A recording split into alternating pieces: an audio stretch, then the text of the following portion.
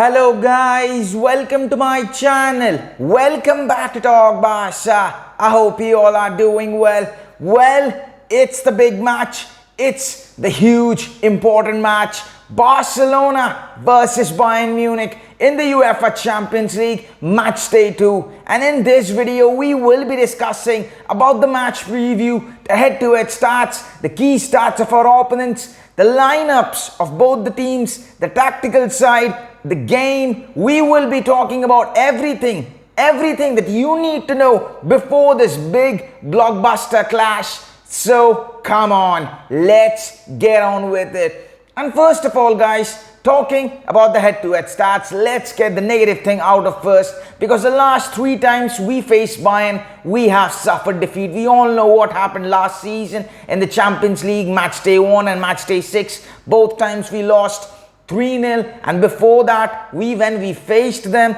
we lost 8-2, and something that we all want to forget. And then the last time we won an aggregate, it was way before in the season when we won the Champions League, the 2014-2015 season. So it's way back. So that's the head-to-head stats. But coming into the stats of Bayern Munich right now, and they are a team that are struggling to be on form right now. In the last 3 match days, they have drawn their last 3 consecutive matches in Bundesliga. In the first 3 matches of Bundesliga, they have picked up all 3 points, means all 9 points in the first 3 games.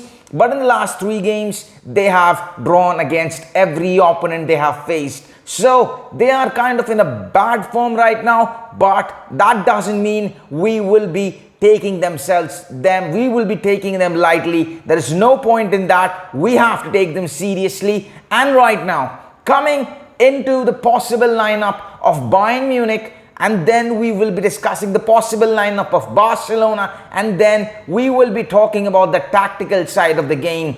And of course, right now, Bayern Munich's possible lineup can be in goal. There is only one choice for them, just like we have. It's Manuel Neuer in goal. The 2 fullbacks, I think it will be Alphonso Davies and Pavard. The 2 centre-backs for me will be Matthias de Ligt, their new signing, and also Hernandez. And they will probably line up with the 4-2-3-1 formation. And the 2 CDM should be Kimmich and Goretzka, and probably Kimmich and Sabitzer. Sabitzer can play as a holding midfielder. He has been tested there. He has played good. So he can be an option. But I still think it will be Kimmich and Goretzka. And as that attacking midfielder, it should be Thomas Müller. On both the wings, it is Sane and Gnabry. And up front, it's the new Senegalese striker, Sadio Mane. And there is also one more option that can play in this match. It's the young forward, Jamal Musiala. Another young talent, bright future. He can also be a part, but I think he will be coming on from the bench. He's a better super sub kind of player than he is as he plays for 90 minutes. I think he can be a better super sub for them. So this can be the possible lineup of Bayern Munich. But coming on to the possible lineup of Barcelona, and there are something I have to say, we have to take everything very seriously. And in goal, there is only one and only choice. Marc-Andre ter Stegen starts without any doubt. And the 2 fullbacks. Here I think we should start with Alejandro Balde on the left-hand side and Jules Koundé on the right-hand side. Jules Koundé should start as the right back for me, and I will be coming to that, why Jules Koundé should be playing as a right back for me in the tactical analysis, which we will be doing in a minute. So the 2 fullbacks, Balde and Jules Koundé. The 2 centre-backs for me, I think it should be Ronald Araujo and Eric Garcia. Christensen goes to the bench. I think Eric Garcia has been playing very well, very good. He has earned his spot in this match, and I think he should be playing alongside Ronald Araujo. The midfield, I think it should be Busquets, Pedri and Gavi. And now you might say that we should be playing Frenkie de Jong. He was the MVP of last match.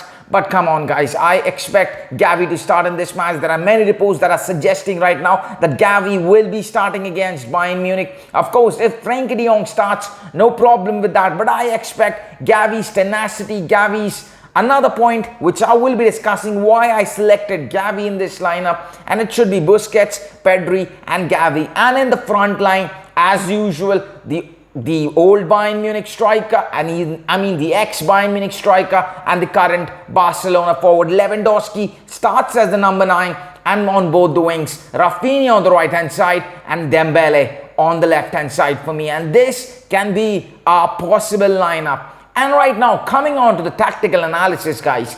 First of all, starting in the midfield. And I think midfield is a position which is where the game is won and lost, where the game is dictated, where everything happens on the pitch. Midfield is an area which connects the defense and which connects our forward line. And if our midfield can play properly, and if our midfield can function properly, we will have the upper hand. And right now, we all know Bayern Munich play with a 4-2-3-1 formation. They have 2 midfielders, 4 forwards. I don't expect Müller to be dropping deep and playing more so as a CDM. The 2 wingers, I expect them to be playing as forwards, not as, they might be coming on, helping out defensively, but we have the numerical advantage on midfield, 3v2, and we should be taking that advantage. 3v2 is a very, very good thing, and we should be taking the advantage. First is the midfield. The second for me is the intensity of the game. We have to play with high intensity and make their defenders problems with our forwards and with our game, with our midfield forwards. We have to make their defenders make mistakes and play with high intensity, because last season, remember, when we lost, Müller said this thing that we lacked intensity. We lacked that intensity, and for this thing, I expect Barcelona to play with more intensity and Barcelona to make their centre-backs uncomfortable, make their centre-backs making mistakes. That's what I expect from our forwards and our midfielders. And of course, the midfield part is done.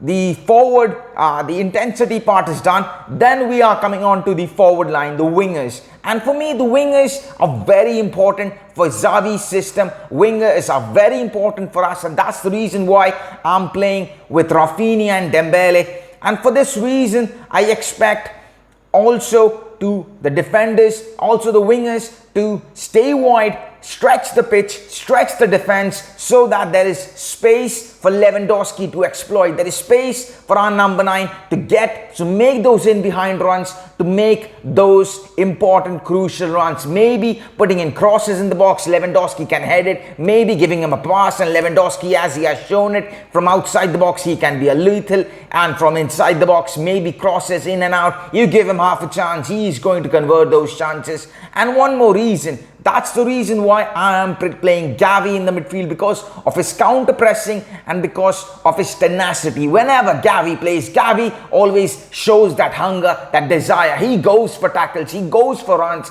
he does it. He doesn't stop, he doesn't fear anybody. So that's the reason why I want to play Gavi in the midfield. So the midfield intensity, the wingers part is done. And for the last part, that's coming onto our defense. And here I think the reason is why I'm playing Jules Koundé as the right back and Ronald Araujo playing as a centre back is because to deal with the pace and deal with the threat coming from the wings, coming from the left hand side. Maybe it be Gnabry, maybe it be Sane, probably whoever plays in that left hand side, we have to deal with it. We have to neutralize that side and we have to take it to our advantage. And that's the reason why. And the reason why we are also want to play Koundé and Araujo is that, remember, when we played against Real Madrid, Araujo was playing on that right hand side. Araujo was playing as that right back. He was keeping Vinicius Jr. silent whenever we have played it. Of course, it's going to be a different match. It's going to be a different gravy this time. It's going to be a different structure for Bayern Munich. But the reason why I want to play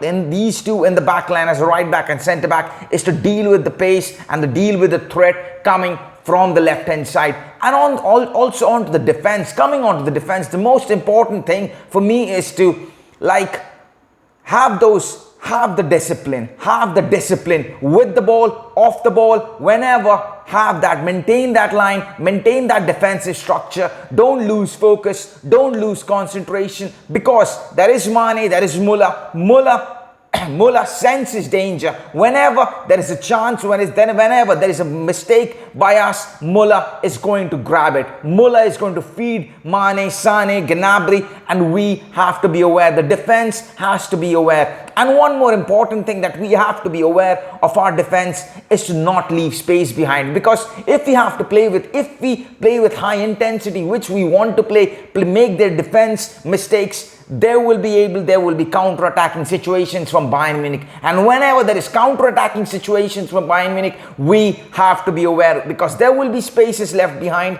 and we have to deal with those spaces. We have to deal with those half spaces, those in behind runs make of the forwards of Bayern Munich. We have to take care of that. So that's the tactical analysis and that's the match preview, guys. And if you ask my prediction, I am going to go with Barcelona 2, Bayern Munich 1. I'm confident that Barcelona can get the job done. Barcelona can get the full 3 points. I am optimistic. I am confident on our team that we can get it done at the Allianz Arena. So that's it for today's video, guys. Thank you so much for joining. Thank you so much for tuning in. If there is any news, I will be here discussing it with you guys. So until unless, Pesca el Barça.